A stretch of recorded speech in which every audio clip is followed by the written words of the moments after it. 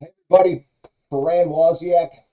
I'm your host of the IACIS podcast. With me today, the legendary Rob the Mad Dog Maddox. Rob, how are you doing this afternoon for us Hey, on our current time zone? yeah, great, Wes. Thanks for having me on. It's always a pleasure to see. We've known each other for decades, so it's great to spend time with you. So thanks for having me on today. Absolutely. Just a little history. I got into this business of digital forensics in 2005, and I think I've known you since maybe the first techno security conference, possibly in 2000, yeah, 2006, in Myrtle Yeah, Beach, and yep, you've been my instructor at NCFI, and then conferences throughout, and then of course always the business of the software and what have you. You've always been there, and then obviously we reconnected in Techno 2024 in Wilmington. yep, So yeah, right. it was great to see you. I was like, holy cow, Rob Maddox. Yeah, not to be Yeah, he's confused with he's the still Atlanta around. Braves pitcher Greg Maddox.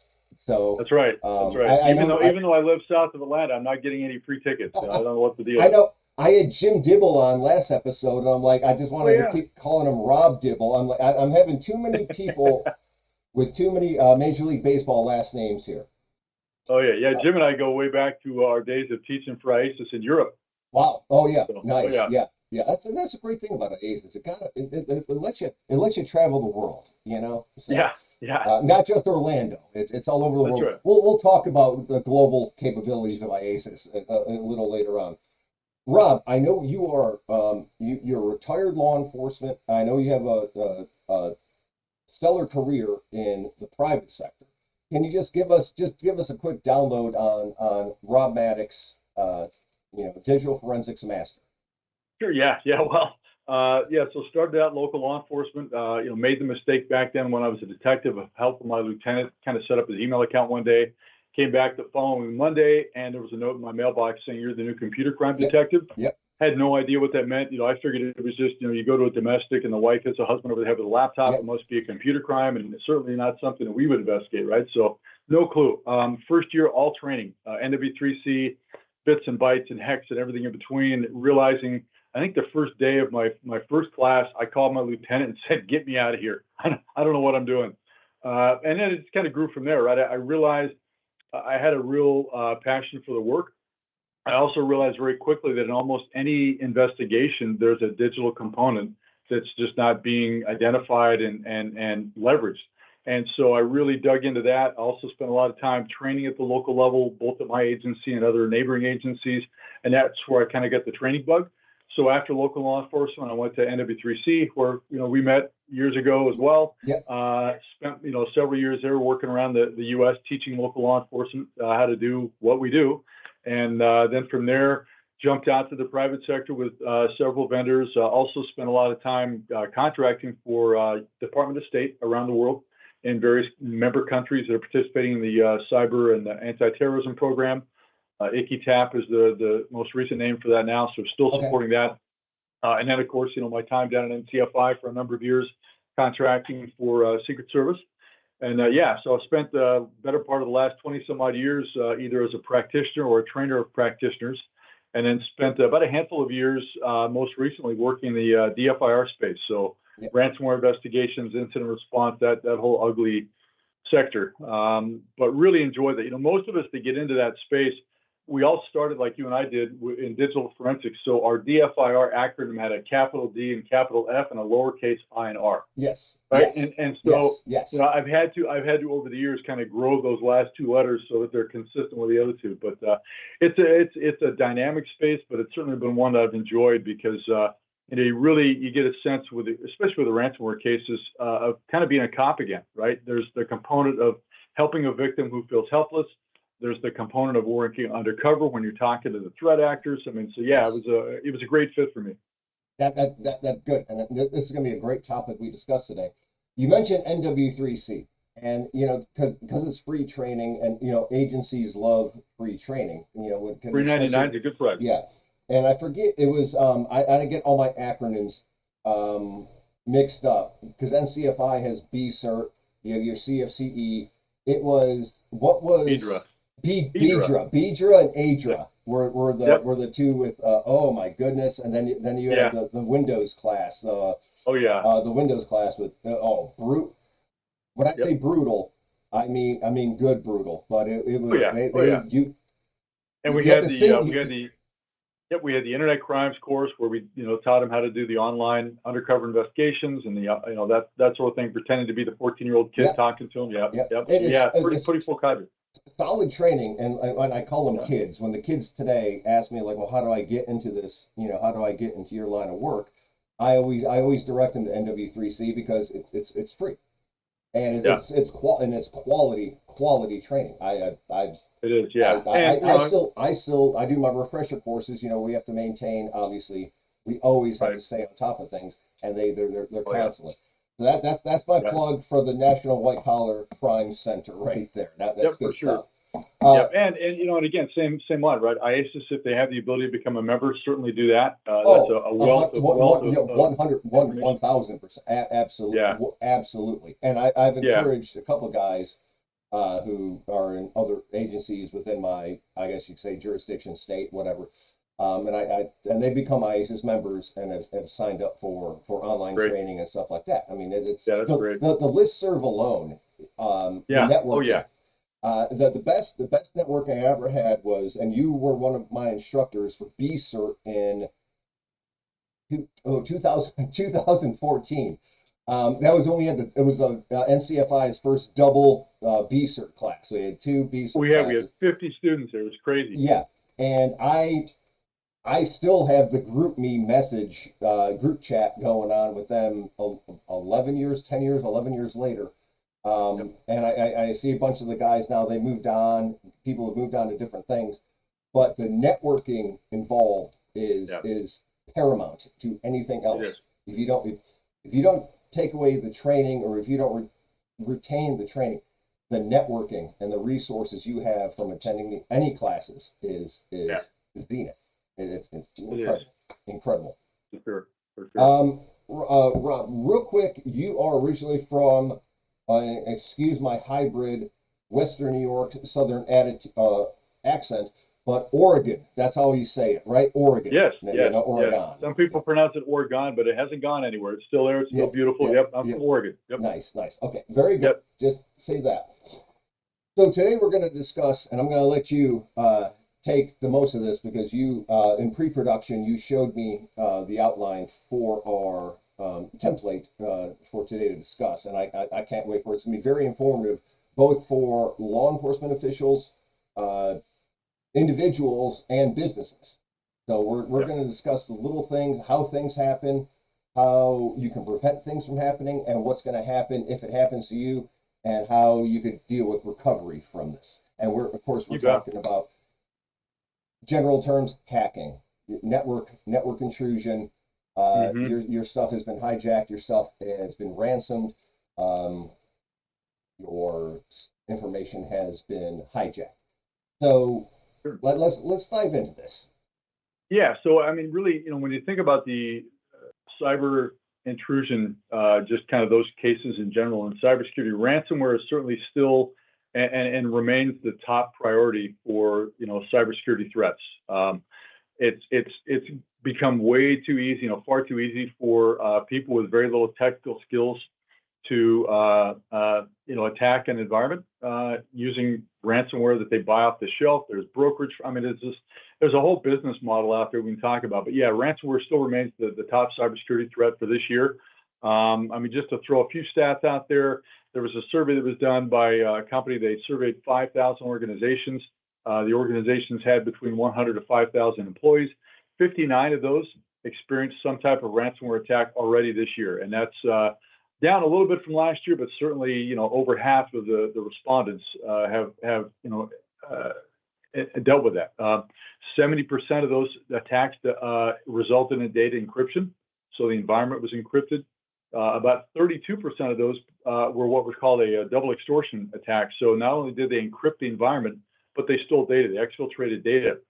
And so we'll talk, about the impact. You've got basically kind of three types of general campaigns. There's a the simple or single extortion where they're just coming in to encrypt your environment, and then you're having to, pay for a decryption key, right? That's where the ransom comes in. You have a double extortion campaign where it's the encryption and it's also data extraction, exfiltration. So now you're paying for the decryption key, and they want you to pay for the return of the data. Yep. Now I have a newer model called a triple extortion, which combines the first two, the encryption and the data exfiltration, but now they have a separate payment that they want you to give them so that they don't monetize this data on the dark web. They don't sell your data on the dark web. Payments, in general, typically, on average, the beginning initial ransom demand is about 4.3 million.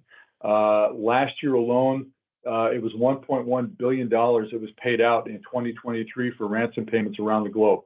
Now, when you think about the payments that go out there for these threat actors, 54% of the victims that paid a ransom were able to recover their data, only 54%. So that leaves a big chunk that couldn't. So 27% of those paid but could never recover their data.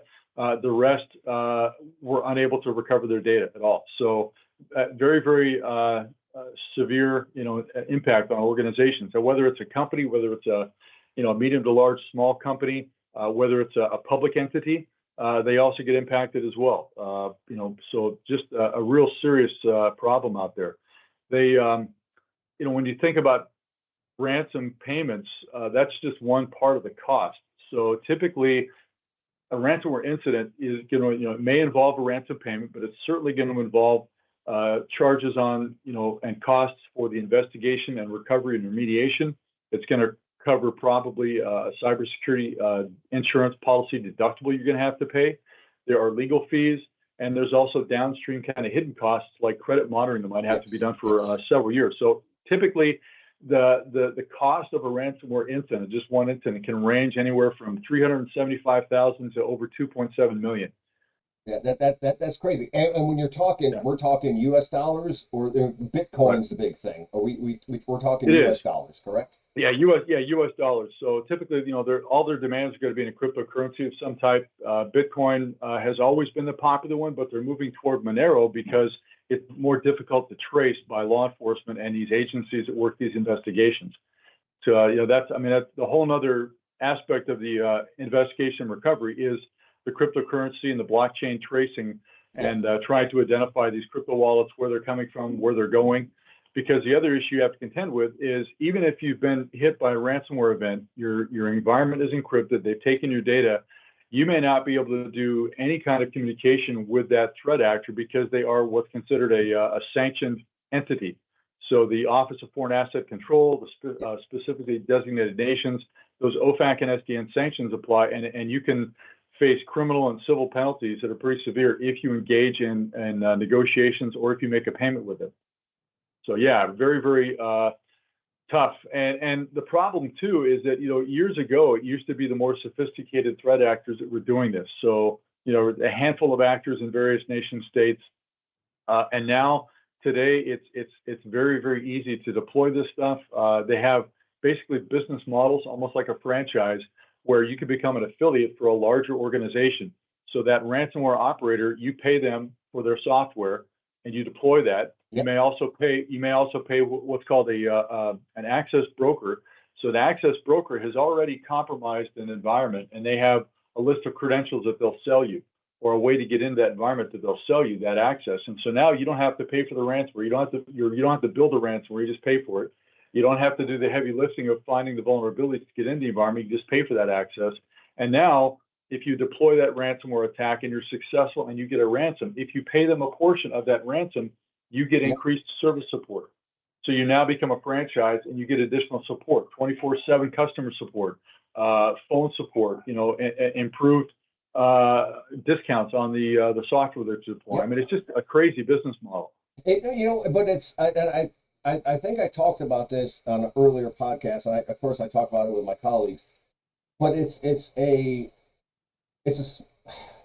smart business model. They're very efficient, with that, and everything's a numbers game. So picture, your boiler room from the 1980s type thing, trying to sell, penny stocks or whatever. If you reach out, or if you try to hit 1,000 people and or 1,000 entities and you get 10, well, you really did you did pretty well. It's just like it's fishing, as Yeah. in not It, pH fishing, but fishing.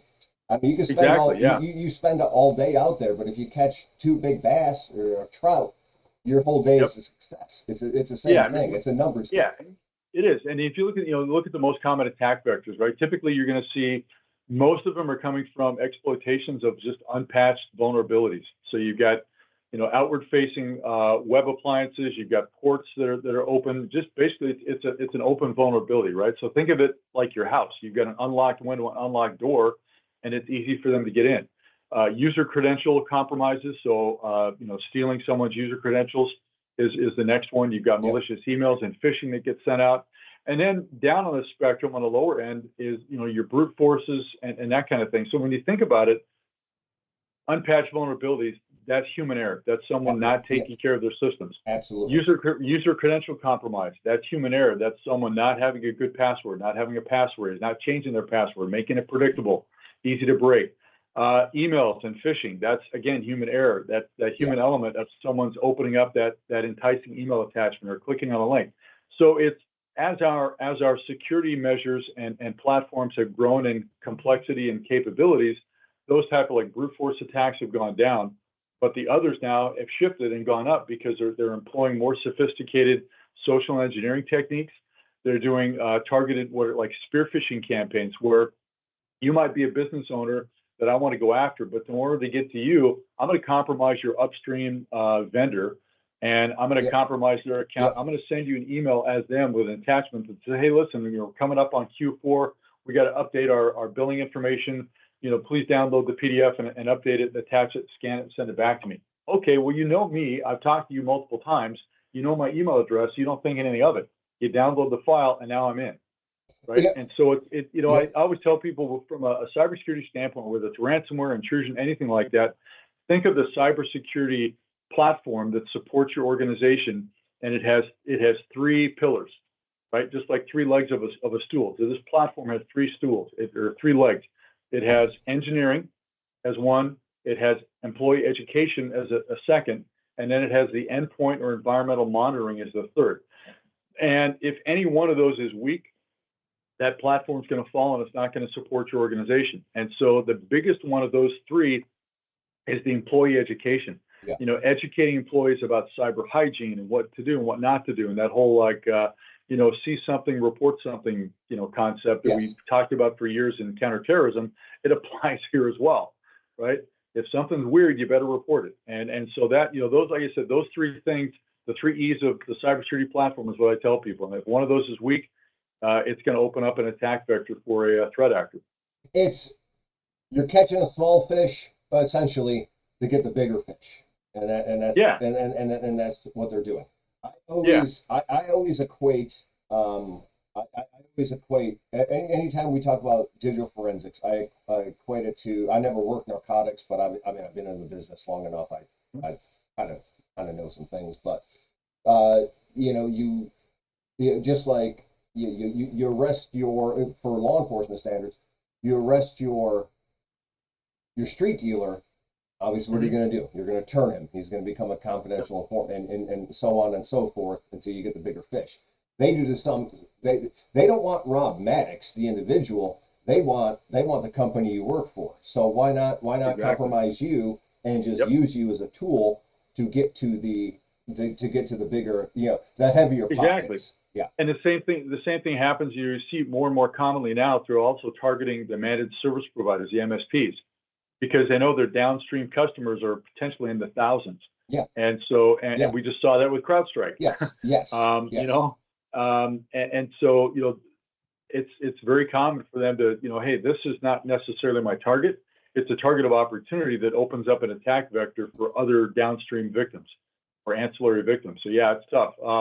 In terms of like sectors, healthcare has obviously always been the biggest one, but then you've got basically anybody who's got any information, whether it's proprietary information, financial information, anything these guys think they can monetize, or anything they think they could compromise to shut you down to force a payment. So manufacturing, right?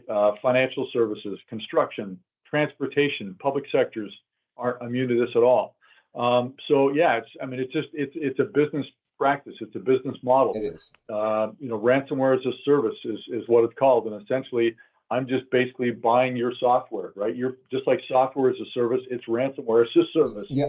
And it's scary. There are obviously, there's thousands of affiliates that are out there that are, a number that are really common.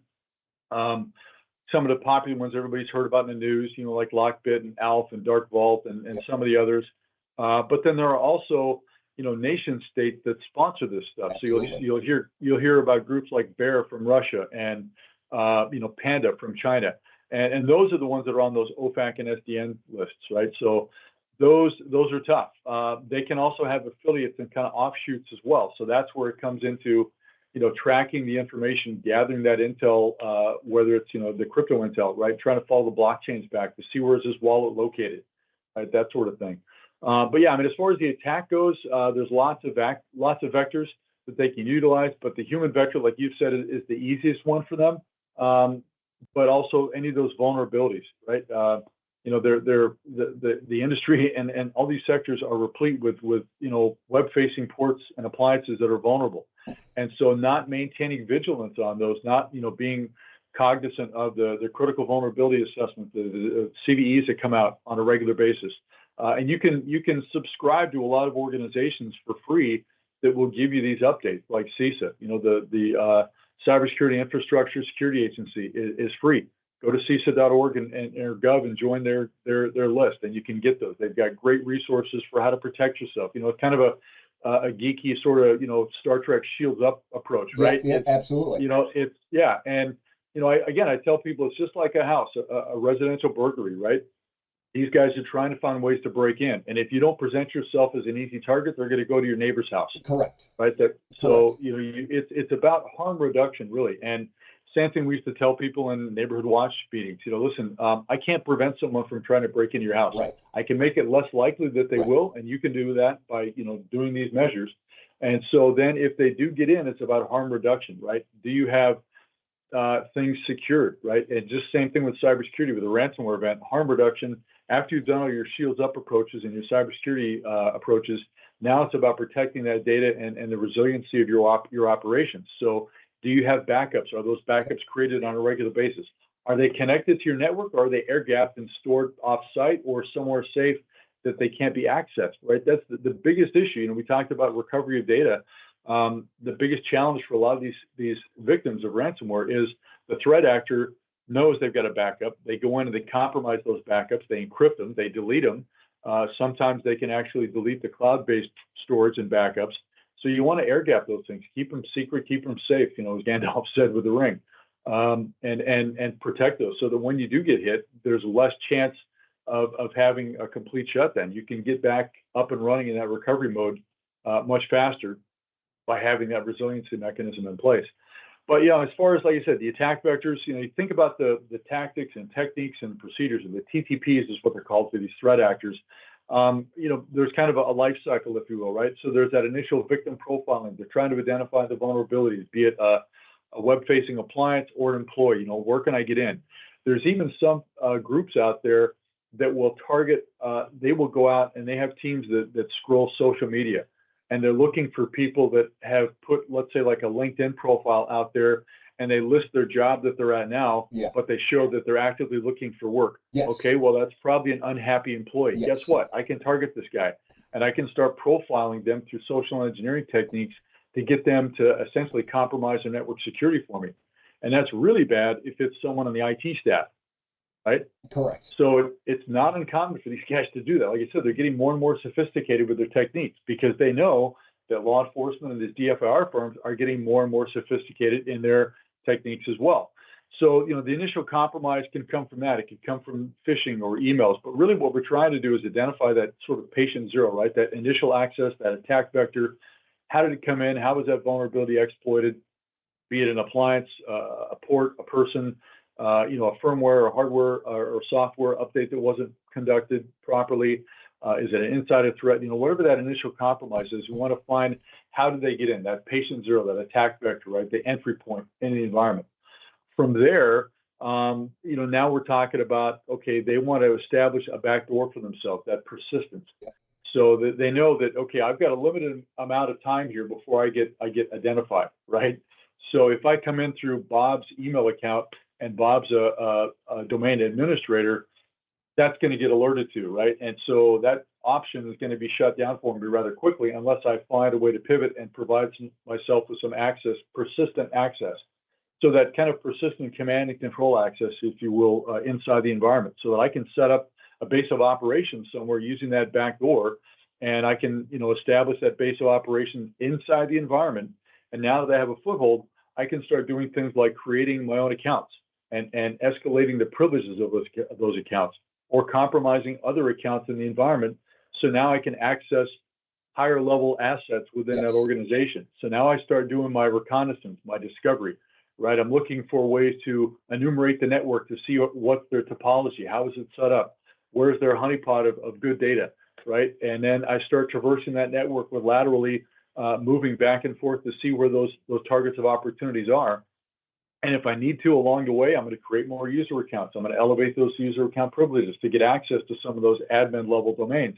And so if you have a network that doesn't use things like a zero trust security protocol, right? That concept of least privilege, so that, if I'm in HR, I shouldn't really have access to the engineering specs on a particular product that we're going to go to market on.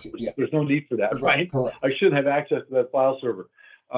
Things like having remote employees. And we all know from the days of COVID, everybody's working remotely now. And we all got spoiled, so we didn't want to go back to work in a brick and mortar shop. So we're all working remotely. Right. Well, you got to make sure you protect that connection, right? Multi-factor authentication at the very least. Having good password hygiene and cyber hygiene practices for those remote employees, right? What can they access remotely? How are they getting in, right? Controlling that as well. But so once they've done that and they've established that foothold, they've done their lateral movement, they've identified those targets of opportunity, now they're going to go in and they start looking at, okay, where can I grab this data, right? What data in this environment do I think is most able to be monetized out there on the dark web?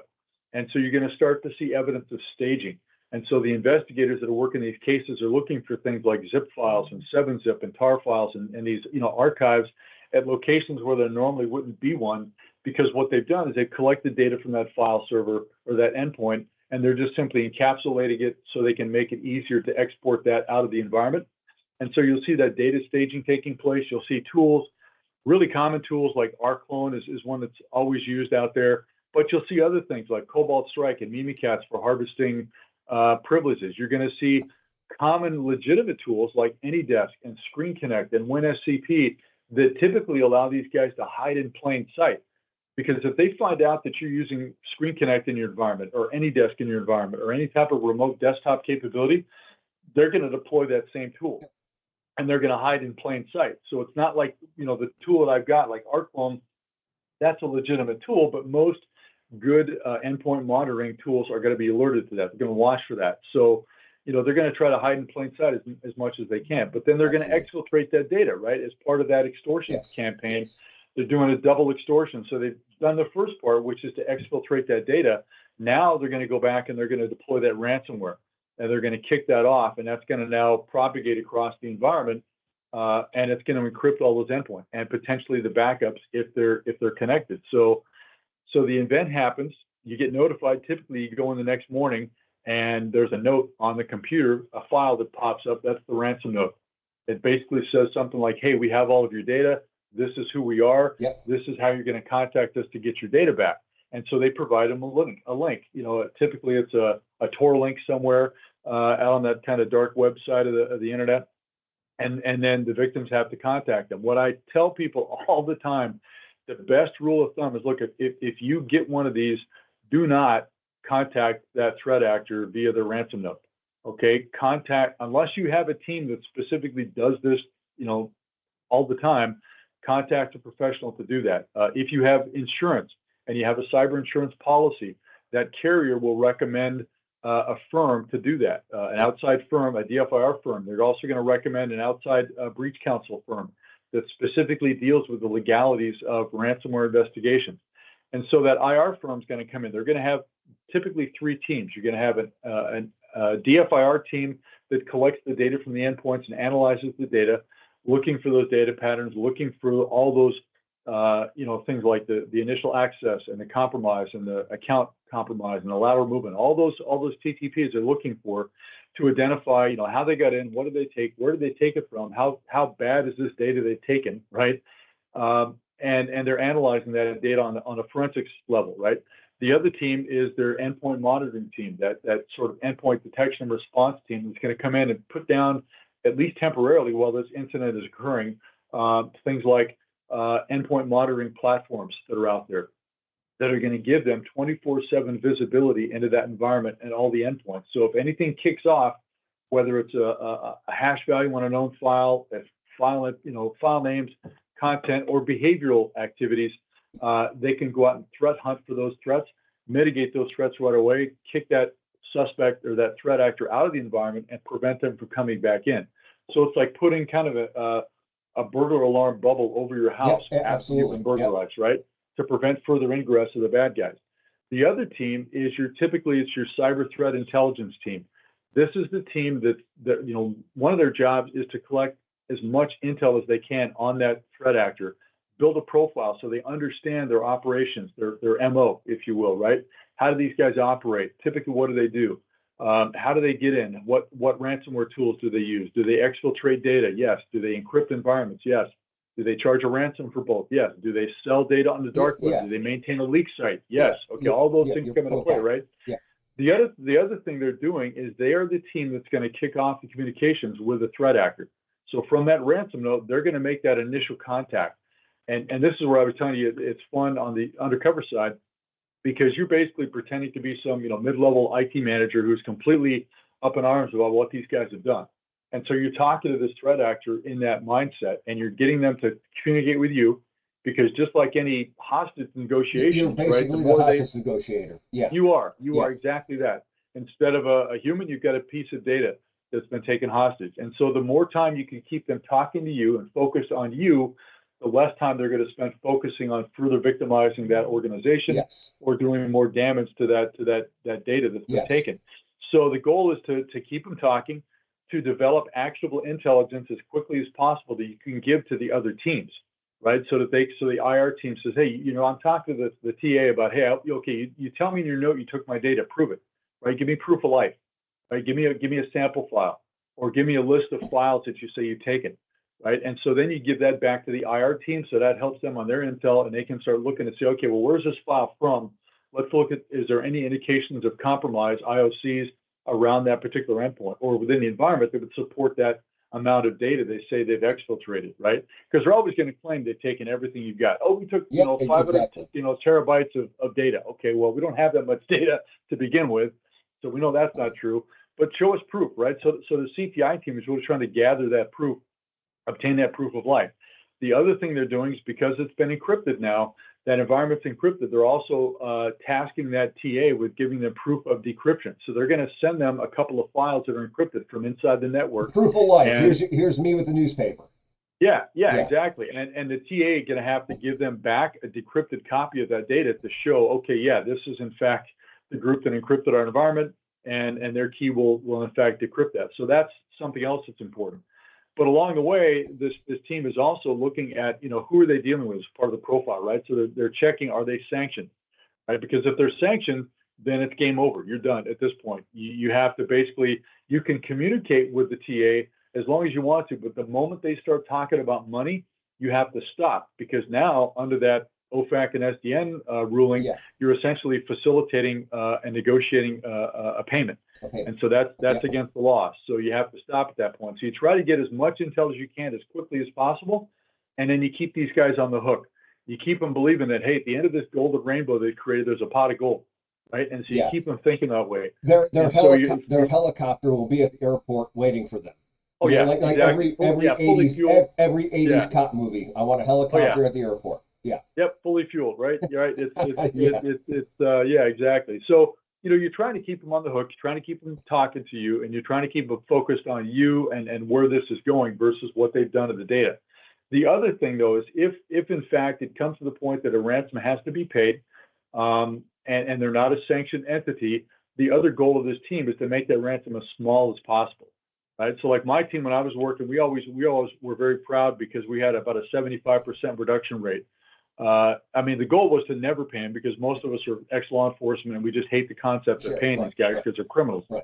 But the other issue is if a payment is made, this team has to set up some guidelines for that payment. So number one, we're going to get a decryption key. Number two, we're going to get data back that you've taken. And then number three, we want to get confirmation that you've deleted data that you have and you're not going to monetize that in the dark web. Now, keep in mind, you're dealing with criminals. So whatever they tell you is probably a lie, right? Yeah. They may give you a decryption key that only works for your Windows endpoints and not your Linux servers or not your Mac endpoints. And now you're going to come back and say, well, yeah, that worked for my Windows endpoints, but not for these others. Oh, yeah, sorry, you have to pay us this for that. And so they just keep adding, the dollars keep going up because now they're going to, nickel and dime you for a Mac key or a Linux key. And then on the data side, they're going to say, well, okay, you can have all your data back, but we're going to put it up on this online account, this cloud account, and we're going to limit the bandwidth of that so badly that in order for you to get your data back, it's going to take 2 months of continual 24/7 downloads. Yes. And at some point after about a week, we're just going to kill that link, and you're only going to get what you get. The third thing is they of course, if they tell you, oh yeah, we'll give you a video of us deleting your files. That's fine. They just understand that if they've taken your data's gone and it's out there in the wind. It's on the dark web. And these guys are going to try to monetize it any way they can. And so just assume that if they tell you that, it's not correct. Yeah. So, in terms of like business resiliency, that's where those backups are mission critical. You've got to have a backup. They've got to be done on a regular basis. They've got to be protected and isolated from any external access. And you've got to have things like a playbook, right? Set up a simple playbook. Even if you're not going to have an internal team that's going to address these, you have to have a playbook and a run book to say, okay, if this happens, here's what's going to take place, right? Here's how we can isolate these endpoints. Here's who we need to spin up in terms of the follow-up for the investigation, right? All these people have to be notified. You have to have a game plan going into this. You also have to run regular kind of periodic and unscheduled, on a non-regular basis, practice drills, right? Tabletop exercises. Absolutely, 100%. Yeah. Those have to be done, right? And so, all that's got to be done. Then you got to look back at your mitigation and the harm reduction. You have to look at, okay, multi-factor authentication, especially for anything that's a sensitive account or a system. Make sure anybody who's accessing that remotely is going through those multiple steps of authentication. Employ that zero trust and kind of concept of least privilege security posture. I don't care if you're the domain admin, you don't need to be looking at the engineering specs for this particular widget we're going to build. You don't need that, right? Go back and look at remediating any hardware, firmware, or software that needs to be updated. And again, that's where those groups like CISA.gov and some of the others will really be helpful. Identify those known kind of zero-day vulnerabilities that come out and patch them and fix them as quickly as you can. Disable anything that isn't necessary for business, like ports and protocols, right? Just like your house. Lock up the windows, right? If there's a window or a door you don't normally use, keep it locked. Even during the day, lock it, right? Same kind of thing here. There's thousands of ports in a Windows system alone. Lock down the ones you don't need. Yeah. Conduct internal phishing campaigns with your email client, right? Do those. Test your employees. Track the results, right? Monitor the results and say, okay, well, John and HR failed this one this week. How come? Okay, well, let's go back and look, right? There's tons and tons of great free and affordable training programs that are out there by companies that specifically have cybersecurity and cyber hygiene employee training packages that you need to get. Like I said, NIST, National Institute of Standards and Technology, great list of best practices for things like password recommendations, right? So a long time you used to have things like, hey, we want you to rotate your password every 60 days, 90 days, whatever. What NIST is saying is that, hey, unless you've got evidence of compromise, don't make them change their password every 30 days because it contributes to user fatigue. And they come up with like easier passwords or patterns. And also, and you have multiple, I have multiple entities I have to enter my passwords for. Why do I want to remember 5 passwords if I could just remember one? That's human nature. Is just Because you're not going to Exactly. write down your passwords and keep them on your laptop, because that's Right. you're not going to do that. But Yeah, so right. Like, yep. correct. And Yeah, things like password managers are recommending, right? So a password manager will actually automatically generate some of these passwords that are like 64 characters in yeah, length. right. Crazy, impossible to brute force those. I mean, I could run the numbers, but basically, Yeah, my the phone the does that. Apple yeah, does it. Yeah, the lease on our son would expire before we exhausted every yeah, possible brute force right. combination, right? And so things like that, password managers. You've got apps for your phones you can use. There's Duo, there's MFA, there's Authenticator. All these tools are out there. Use passphrases instead of password. Passphrase, it's more personal. Yeah, It's easy to remember. yeah, It's harder to guess and harder to brute force. absolutely. Periodically, your security team should be running scans against these passwords. Are they easy to break, right? Has someone just kind of recycled the password, right? Right. Like sometimes you'll have this thing, hey, you can't use the same password the last 5 passwords you can't use. Okay, so I go in and I just keep entering a password and changing it until I get back to that one I like that's recycled, and now I can use that again, right? Get rid of that kind of stuff, right? Yeah. Don't let them do that. Periodically, do those checks. Disable the password hint dialog window, Yep. or disable the security question dialog. Okay, this is just something that's Yeah. stored in free text on the computer that can be recovered by a bad guy to help guess your password. Yeah, who's Right? your first grade teacher? Yeah, Now, yeah. and plus you're giving away too many details about yourself on those. Yeah, Yeah, I mean, another one that NIST recommends that I kind of like is, instead of doing a lockout, let's say I enter my password incorrectly 3 times, I get locked out. Okay, instead of doing a lockout, do a delayed response, because what that does is, if you got someone who's trying to brute force, they're just going to keep hitting that, right? So the delay versus the lockout helps to mitigate that brute force attack, which I thought was kind of creative for NIST. That was yeah, a good one. Other things you want to do from a security perspective is make sure you're conducting regular security audits, and that's internal and also external. So if you need to hire a third-party company to come in and do a vulnerability assessment, do that. What I'm hearing more and more is that if you've been the victim of a network intrusion, be it ransomware or whatever, and you've now had to employ your cybersecurity carrier to help you out, before they reinsure you, they're going to put you through a security assessment. They're going to require that you have a third-party neutral provider do a security assessment and provide that report to them before they basically bring you back on as a client. like a life insurance policy. You gotta go see a doctor first before right? we're gonna. Yeah, Yeah, exactly. And so that also, again, think about, if you don't have a cybersecurity policy writer on your current organizational insurance policy, probably want to get one, because again, it's not a matter of if, it's a matter of when you're going to be the target of a potential attack. So the more of these things you set up ahead of, going to be important. Now, the other thing too, and I'll kind of wrap this up, is legal considerations, right? I'm not an attorney, I don't play one on TV, but there are ancillary legal considerations for these type of investigations and incidents, right? We talked about the cyber insurance.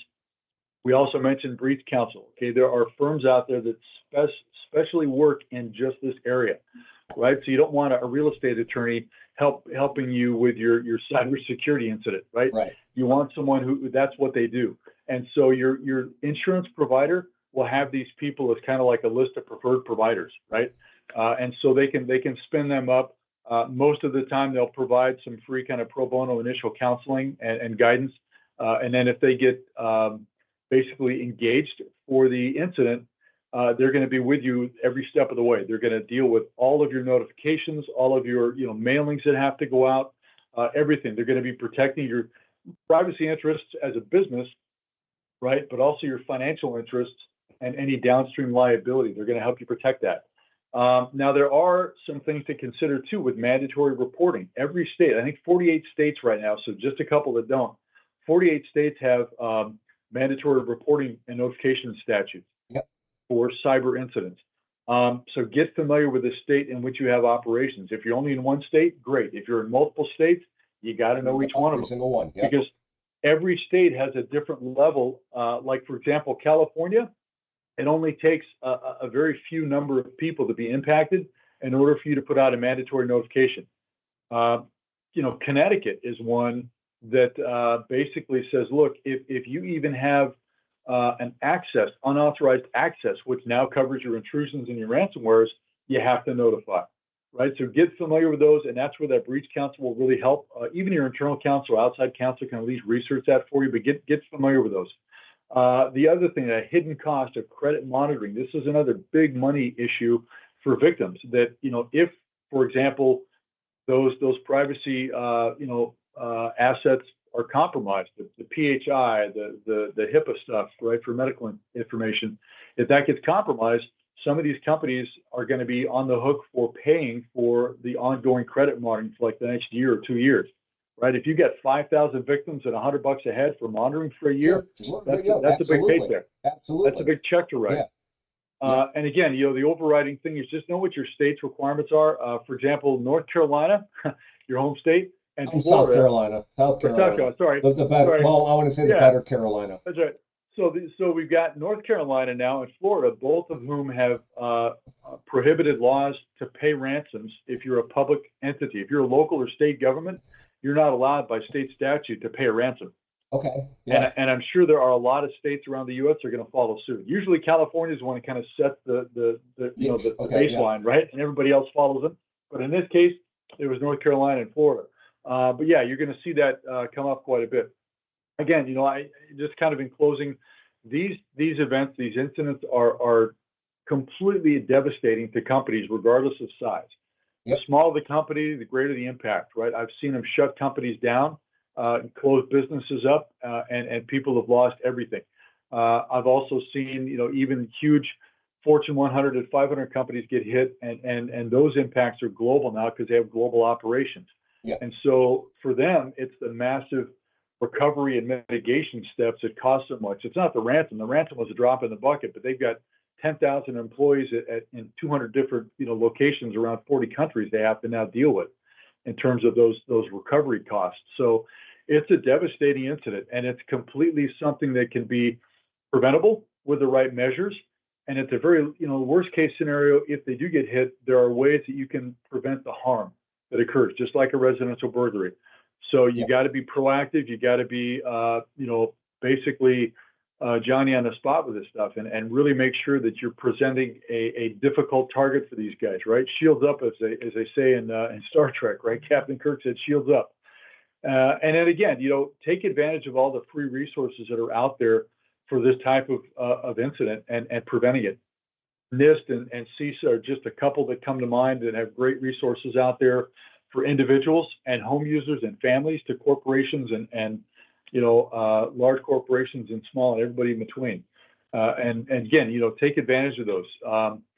Find those organizations and really leverage their expertise, because having worked in this space, it's not uncommon for these firms that are doing the recovery and the mitigation and the investigation to charge several hundred, sometimes $1,000 an hour. Absolutely. These engagements may last 120 hours or longer. Yes. So yeah, just a devastating incident, certainly one that's preventable. And I'm hoping that there's some benefit to what we talked about today, Waz, anything I can do to help those organizations avoid this tragedy, I will, for sure. Absolutely. Rob, I wrote, you saw me writing, I don't know if you noticed, I got a couple callbacks. Number one is, everybody heard it, I'm sure you heard it. We're on high alert today with Chihuahuas and my Beagle. I have a Chihuahua and a Beagle. Today's garbage day. Obviously it's mail time, whatever my wife ordered from Amazon. So if you heard my Chihuahua Olive, her outburst earlier, that was the garbage man, but she's settled down, so I apologize for the noise. That's fine, yeah. My fur herd is taking a nap at the moment, so we're good. Yeah, luckily the Beagle doesn't care about my Beagle does not like the FedEx guy. UPS, whatever, but she does not like the FedEx guy. A couple other notes I have.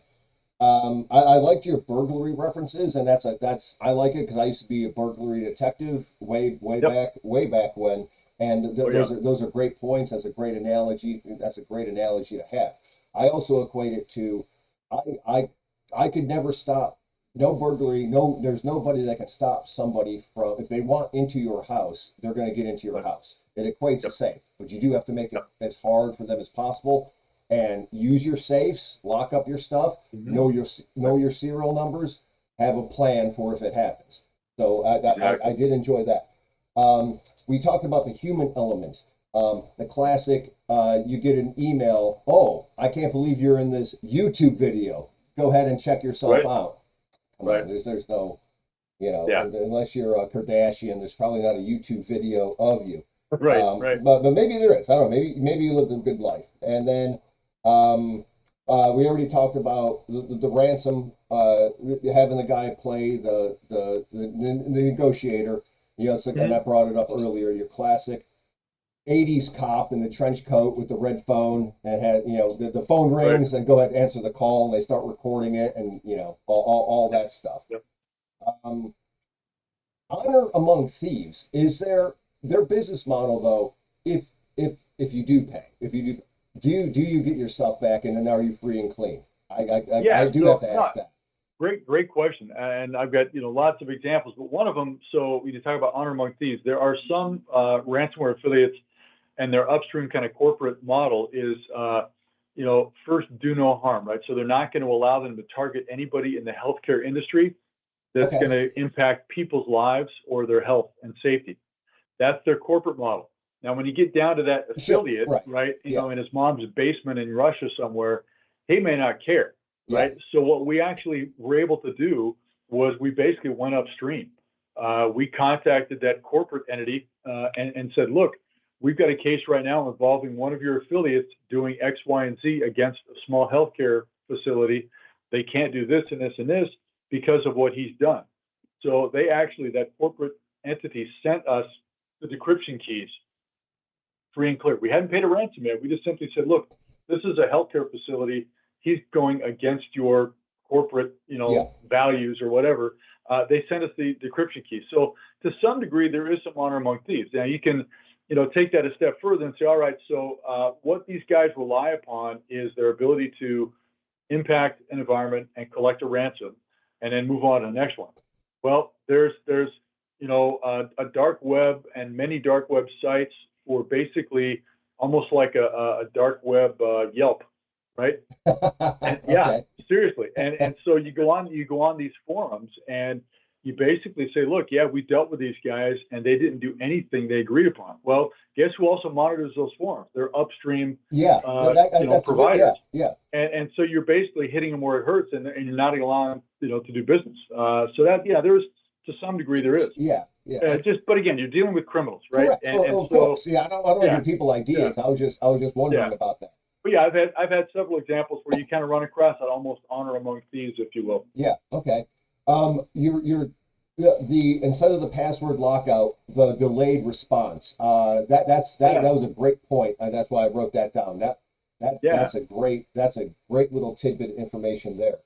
yep. And then I have, if real quick, if you had to do 3 or 4 bullet points, whether you're a corporation or an individual, 3 quick, just recap points, how to best protect yourself. If you could just give your 3 highlights, I would say. Yeah. So I mean, I always, be suspicious of anything that's coming in with, especially communications, right? Be it email, attachments, links, anything like that. Verify and validate the sender. Like I said, these guys are also using phones now. They Yep, they yep, will call the absolutely. victim. So say, hey, listen, I can't talk to you right now. I'm busy. Give me your number. I'll call you back. Right. So verify, validate. Right. It's like that whole trust but verify. Right. So validate Yep, anything that seems suspicious. That's the biggest thing.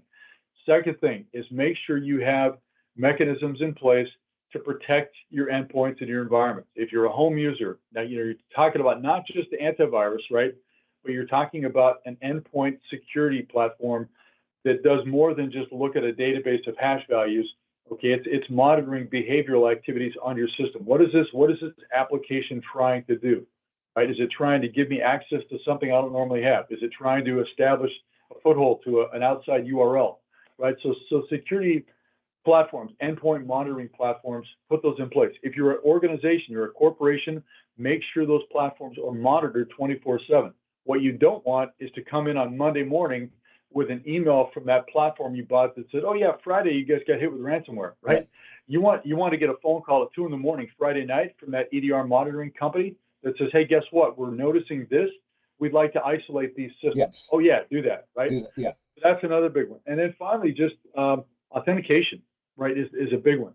So in that whole authentication package, you're talking about password, complexity, MFA, right, the multi-factor authentication, especially for remote connectivity, and really just lock things up you're not using, disable things that you're not using. It's just good cyber hygiene, right? Yep, absolutely. All right. Very good. We'll close things out. I know you're a busy guy.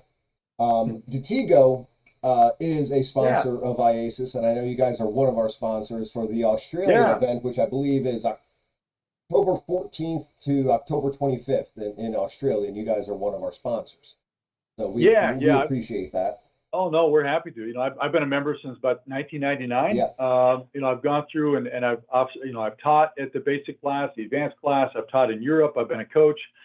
Been a long time supporter of the organization forever, and will continue to do so. So every organization where I land, I make sure we continue that support for the organization and its membership. So yeah, we're really happy. We were down in Orlando, obviously this year. Going to be down, helping out with the Australian conference. So yeah, just really happy to be supporting the organization and its mission and its membership. That's awesome. And of course, I'm going to do a little segue here, do a little plug. With the Australian event, it also happens in Orlando and wherever else it happens. Since this is technically our network intrusion hacking class, seats are still available for the cyber forensic incident response class in Australia. That's Randy Stone and his guys. They put it on. Excellent course. And I think that's something that is going to be very beneficial, because that's ever changing. I took Nitro in NCFI in 2012. Well, heck, that is so, it was build a network, learn how to hack a network, and it was simple networks, like almost like a home Wi-Fi, and then how to defend a network. That is way beyond when I took it in 2012, and obviously so, because the evolution of the business and the evolution of technology and the way things are done. But so Cypher, Cyber Forensic Incident Response, Randy Stone's group right there. He did catch the BTK killer. I'm just going to throw that out there right there. He has his own talks about that, but we do have a couple celebrities among our ranks here in IACIS. Yeah. So we helped out with that when I was at NW3C. I believe absolutely. Yep. And Rob, you probably forget more in one day that I have learned in my whole career. So I mean that, and that's an honest statement right there. I'm not even being in jest about that. It's a welcome pleasure to have you on our podcast. Like I said, I've known you for 20 years now. Every time I seem to take a class, you were always there. You always just you pop up. Always a pleasure to see. So we appreciate you. I appreciate everything. And then if you have any closing words on anything other than that, I think we're good. This is a good podcast. Yeah, well, no, really, again, pleasure to be here with you. Obviously, always great to see you and talk to you and catch up. And anytime I can provide some support for your listeners, your membership, I'm happy to do so. Been a great organization for me. I've gained so much out of it over the years, and always love to be able to give back. And I would just say to everyone out there, just stay safe. And you're going home at the end of your shift, so stay safe. It's my old FTO hat I'm putting on. Absolutely. But yeah, don't hesitate to reach out, to me if you have any questions about anything we talked about today or any recommendations. I'm happy to help in that regard. And look forward to seeing everybody at the next conference or training event for IACIS. Fantastic. Everybody, Rob Maddox, Detego Global. Rob, I appreciate you being on today, and we'll be talking to you. Thanks, Walt. All right, appreciate it. Thanks, sir. everybody. Take care, brother. Yep, bye-bye.